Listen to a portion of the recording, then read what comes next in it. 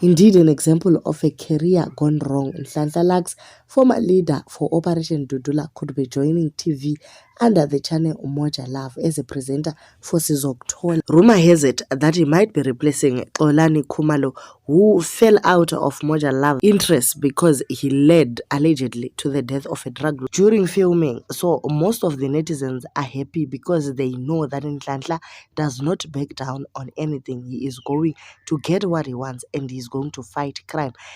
Most of them are saying he is a politician. He might bring in a corruption and a crime, and maybe because he is a politician, he knows where crime and corruption are cooked. So he is the right candidate for that show. Some are actually saying he can actually get something to fall back on after his political career went down the drain just like that.